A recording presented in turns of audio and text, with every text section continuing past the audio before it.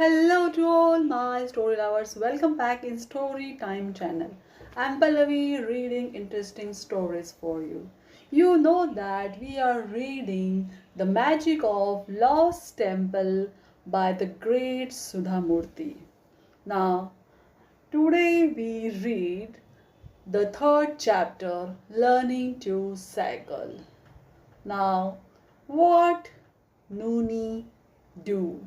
Let's go through it. By the time all of them reached the playground, it was almost 4 p.m. Mera bought a cycle for Nooni and then went and sat on some steps a short distance away and immersed herself in knitting. What are you doing? Asked Nooni, walking over to Medha. I am knitting a small hanging purse. I saw the design in a book. It's going to come out very nicely. Where did you learn to knit? We have a weekly arts and crafts class in my school. Our teacher teaches us knitting, hand embroidering, and needlework. I just love her class. A comfortable silence fell between the two girls as Medha continued to knit and Nooni watched in fascination. After a few minutes, Medha asked, Your name is Anushka, right? Then why does everyone call you Nooni? When I was a small baby, I couldn't say Anushka clearly. Whenever someone asked me what my name was, I would say Nooni. So my family and friends accepted my pronunciation and began calling me Nooni too. Somehow the name stuck. But now that I'm grown up, people will look at me weirdly if I tell them that I can't pronounce Anushka. Medha laughed. Meanwhile, Amit and Anand started playing makeshift cricket on the other end of the ground. Mahadev shouted out from a distance, Come Nooni, Medha's cycle is perfect for you. You can sit on the seat and your legs will touch the ground comfortably. The most important thing about learning to cycle is getting the balance right, said Mahadev. The size of the cycle doesn't matter much. Now hold the handlebar and start pedaling. I will hold the carrier from the back so that I can keep the cycle in place and you won't crash to the ground. Don't be scared, Nooni. You will be fine. This is an open space and you won't hit anyone. As Nooni started pedaling, she felt her heart sink. The cycle was wobbling. She could hear Mahadev's instruction behind her. Continue pedaling. Go forward. You are holding the brake, Nooni. Don't do that. You should never brake when you are going fast or you will topple over. When you want to stop, gently brake and the cycle will slow down just enough for you to put your feet on the ground, which will bring it to a halt. Nooni cycled almost 100 meters with Mahadev holding the carrier and running behind her. She was happy that she could pedal and move. Mahadev encouraged her. Keep going. This is a large ground. Take the cycle wherever you want. I will hold you. Nooni started pedaling faster.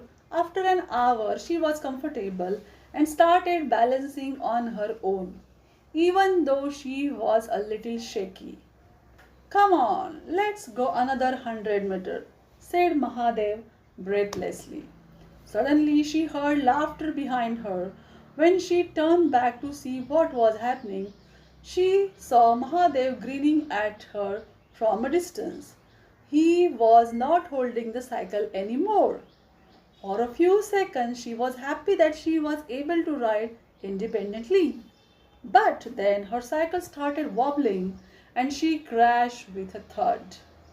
Mahadev came running to her and said, Never turn back, Nooni. Look ahead and ride. For 2 more hours, Nooni continued to practice. Sometimes Mahadev held the cycle and other times he would get Nooni started and then leave her to ride alone. By late evening, Nooni could cycle a short distance without his help and without turning back. A little while later, the children said their goodbyes and went back to their homes. The next morning, Amit and Anand did not come to the playground. They didn't want to play cricket anymore and thought that it would be boring to watch Nani cycle again. So they decided to go kite flying. Medha also did not turn up. It was just Nooni and her teacher Mahadev. Nooni practiced relentlessly and obsessed with the task at hand. By the end of the afternoon, she was confident and could manage to cycle on her own. Mahadev advised her, "Listen to my tips, Nooni.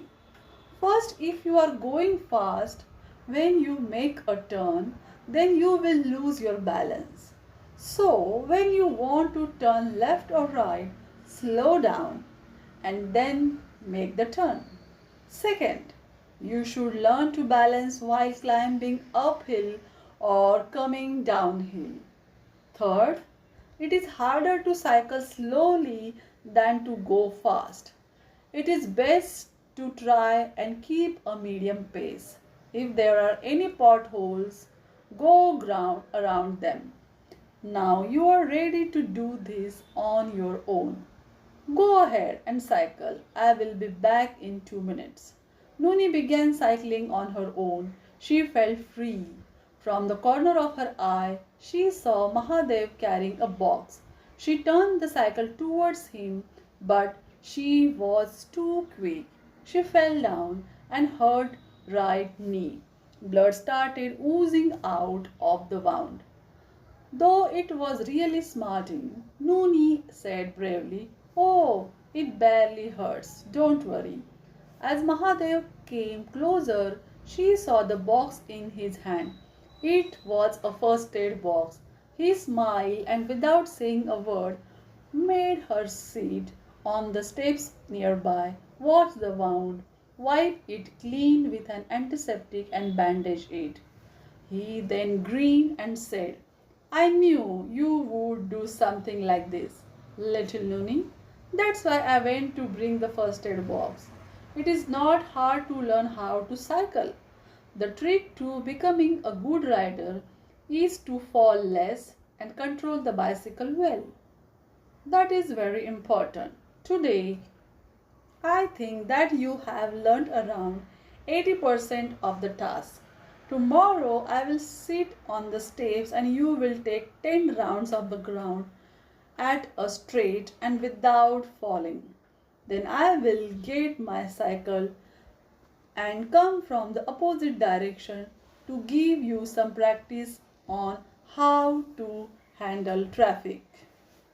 The day after that, I will put 2 legs of dead weight on the carrier and check if you can still balance the cycle." When Nooni showed her grandparent the scrap on her knee that evening, they did not get scared or tell her to stop learning. Instead, they encouraged her. "Falling down is a part of learning. You will be okay, Nooni." By the end of the 2 more days, Nooni had completed Mahadev's cycling curriculum. She fell down once more, but she wasn't hurt much, and just a band-aid was enough. "Nooni, I have taught you the basics and you can do this on your own. You must continue to practice and maybe then you can even try cycling with one hand or with none at all. Excellence is not gained by accident. It is by habit," said Mahadev. Nooni felt proud of her achievement.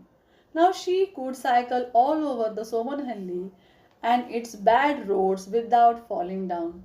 She started wondering about the things she could do in Bangalore with a cycle. Would her parents allow her to cycle to school? She didn't think so. One evening, Nooni went to visit Medha at her house. Amit and Anand were also expected there.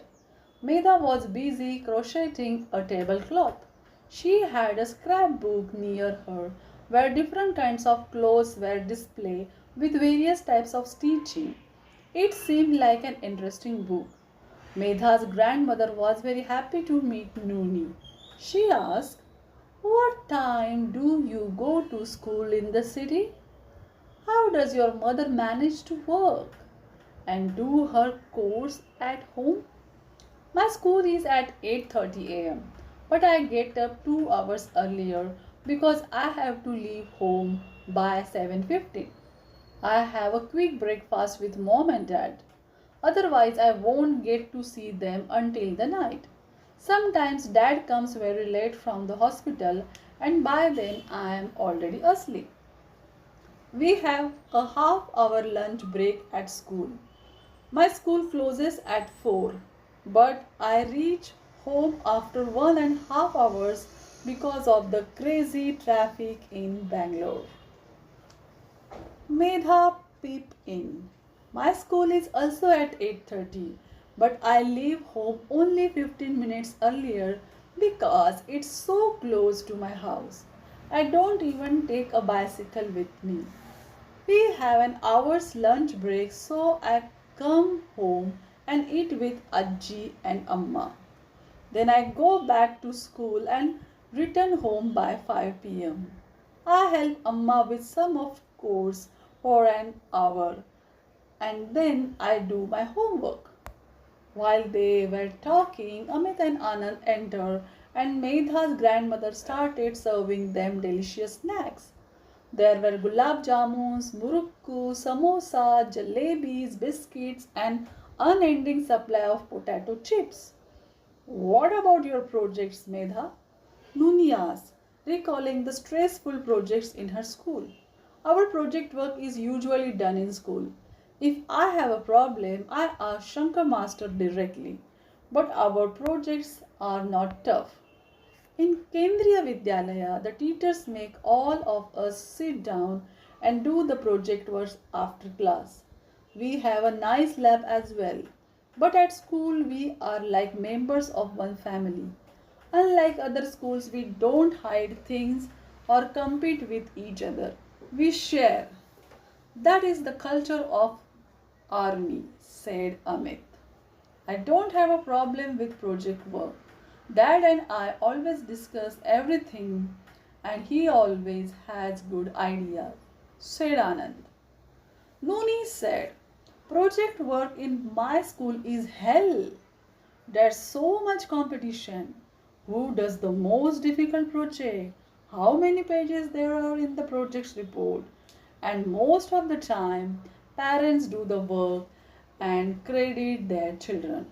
But mom never does that. She says, I will give you inputs, but you do the research and do it yourself. Maybe that's the reason I never get good marks for my projects like my classmates. I have heard my parents say that PTA meeting also sometimes turn out to a competition among parents." Nooni remembered her father telling her, "It is an extremely competitive world out there. If there are 20 vacancies for a job, then be sure that at least 2,000 people would have applied for it. Unless you are at the top, you will not get good jobs." "But how is it possible for everyone to be at the top?" Nooni thought sadly. At that moment, Medha's grandmother put a jalebi on her plate and Nooni immediately forgot about her thoughts.